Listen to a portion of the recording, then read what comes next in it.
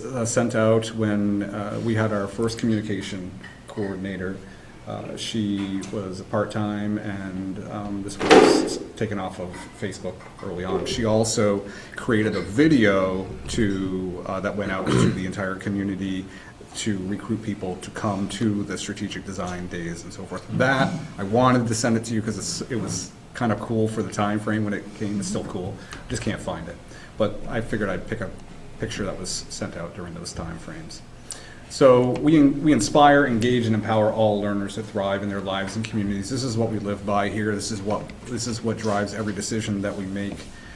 Is this right here, this mission of our school that we have adopted since 2017, really 2017, 2018. This right here, this was just starts off. If you were to look on our website and to see the strategic design document, it's fairly long. There's a lot of words involved, and there's just a letter at the very beginning that I wrote, just saying, hey, this is a guide that is going to guide our work going forward, and that community partnership is going to be key in being successful. This is just a picture of me, I think in 2023, 24, maybe 24 fall. I was doing a presentation in DC at Google about AI. Guiding principles is what we're going to go from in this presentation, from kind of the foundation to the visioning of it. That's the order. And so this is not inclusive of all the guiding principles. This is a summary of the guiding principles. It would be good to go and read that in another document, some of which we can discuss later on, which was a multi-year plan based off of this strategic design, which is a belief plan and a vision plan and a guide. That document also provides a little bit more of a comprehensive view of what we view as important for learners and the learning teachers and the teaching, and then our learning communities in general. But what I would say here is that if we were to look at what we just talked about putting systems in place, we want safe, supportive environments. We want to make sure that our kids are being taught how to think, not what to think, and that we also know that our success is defined by our collective efforts. It is why we implemented a collective leadership model. It is a non-hierarchical model. It allows us to adapt and be flexible and to move. It's actually why we're still able to continue to move forward. If we had traditional structures of leadership, we would be in a tougher, a more difficult place than where we are with looking for administration for one school. We have a high level of teacher leadership, and we have designed programming to help foster that throughout the course of these years. These are our core values. If I were to say there's an area where I think we could have, put it a little bit more, condensed it a little bit, would have been this. And I would say that now, but really as I thought about it more was like, nah, but we needed to have all these core values back a decade ago, because we didn't have a growth mindset.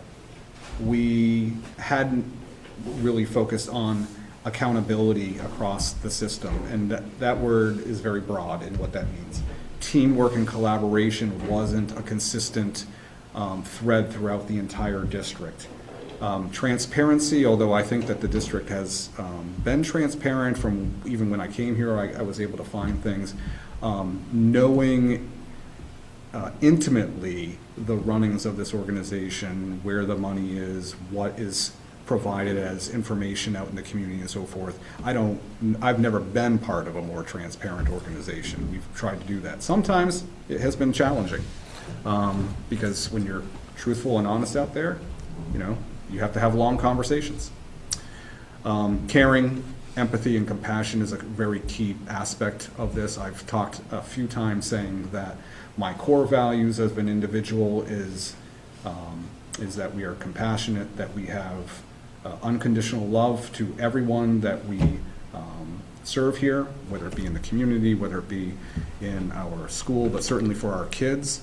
And that when you really think about what that means, it means really being invested in the lives of these individuals so that we meet our mission, so that they all thrive in their lives and community.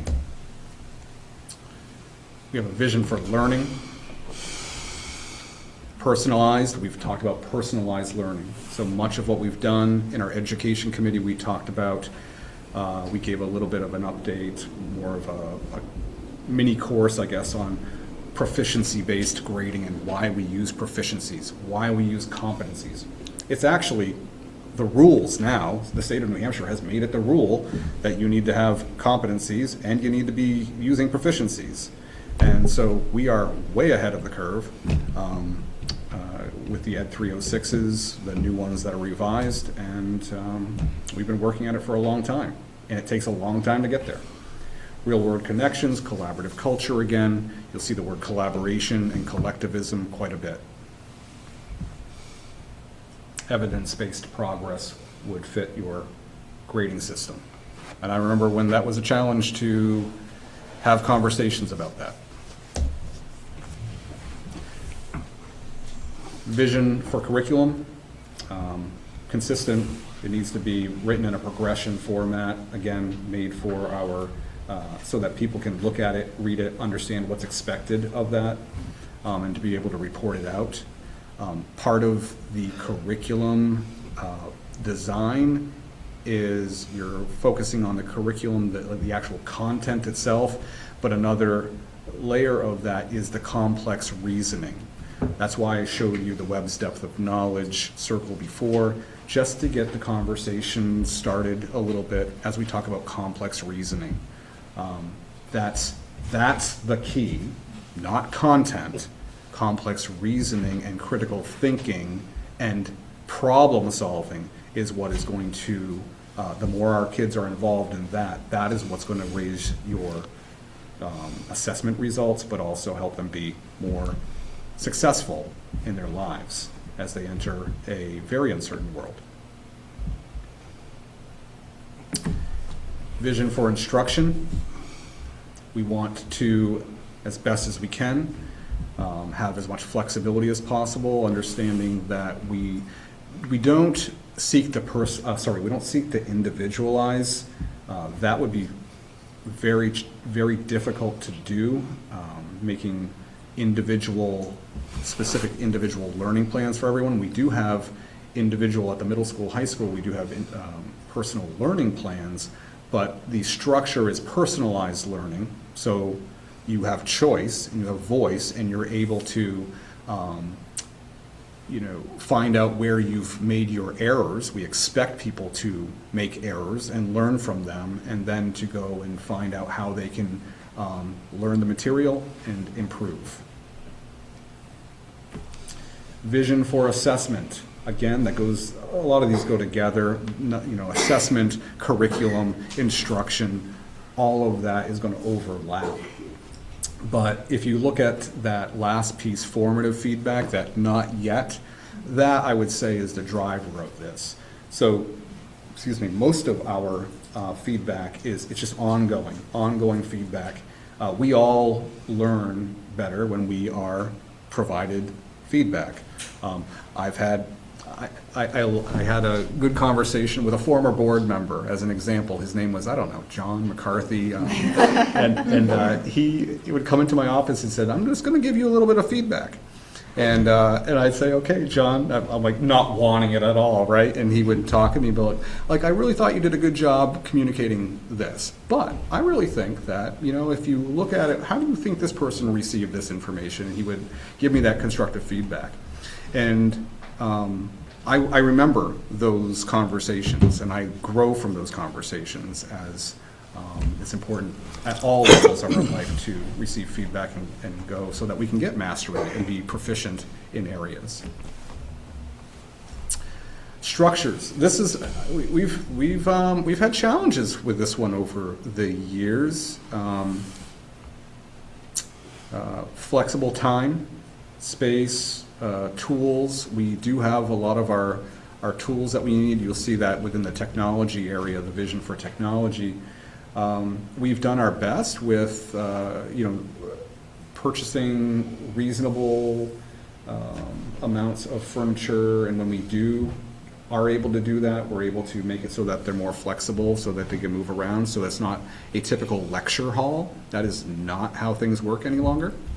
Not if you want a collaborative setting where people are having lots of conversation. We know that people learn every time a conversation occurs. And so collaborative staffing, learner organization, this all falls into that leadership model design that we've shown pictures of, that we can talk at another time about collective leadership, the distribution of leadership and what that means and looks like at all different levels of the organization. It translates over to our learners as well, our teachers and our learners. That's a gorgeous space in that picture. Not that many books. We had some. No, there aren't. No, they took out books to make that. No, they took out books just to make the space a little bit more open. Yeah. So, vision for personnel. Again, collaborative culture. There, in the area of distributive leadership, which we've focused on over the years, there are a couple key types. One is collaborative leadership, and one is collective leadership.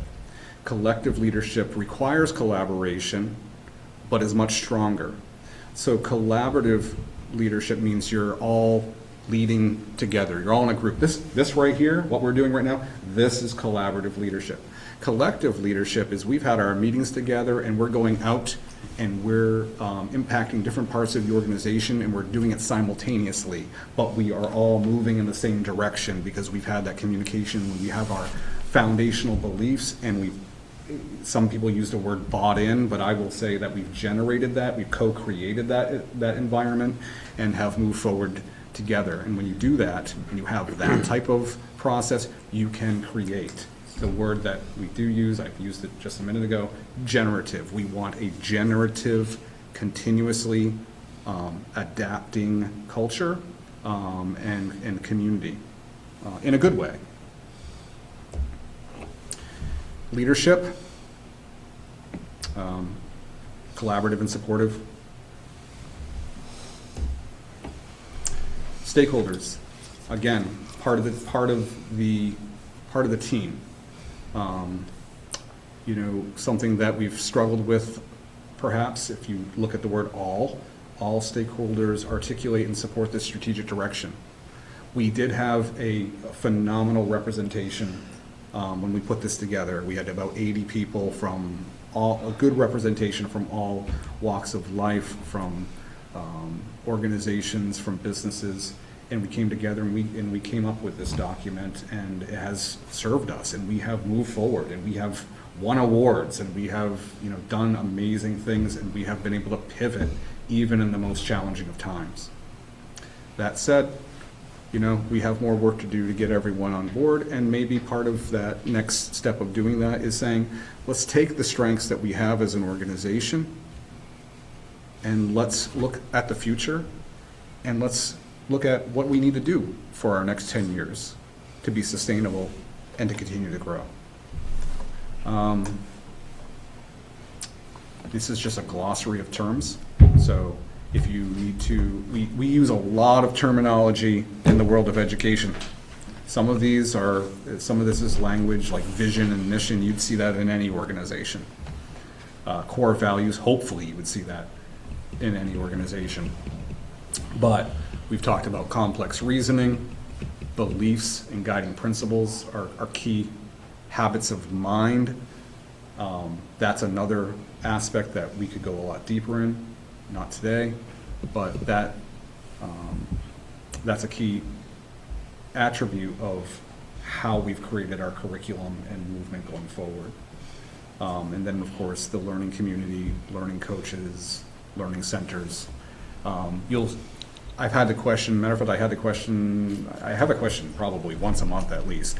Why do you use the term learners instead of students?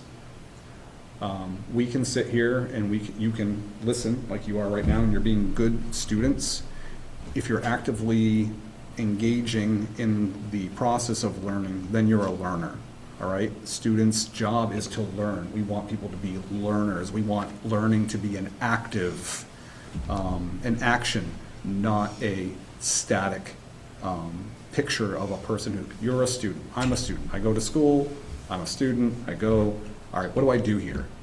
No, the learners says this is what our job is, and we're all learners. And hopefully, because we have talked about the fact that we want lifelong learning, we are all remaining learners for life and not students. This is some supporting literature. This was a book, there are a couple books, one for elementary, one for secondary, but these books were purchased. We gave them out to most people who are here have this book, and this was a starting point for us to imagine in 2016, 2017, what future of education would be. And so we actually, the person who led our efforts, that led the 3 days that we had, was the co-author of this book, was Beatrice McGarvey. So she came and led this effort with us and was the consultant that we used for this time frame.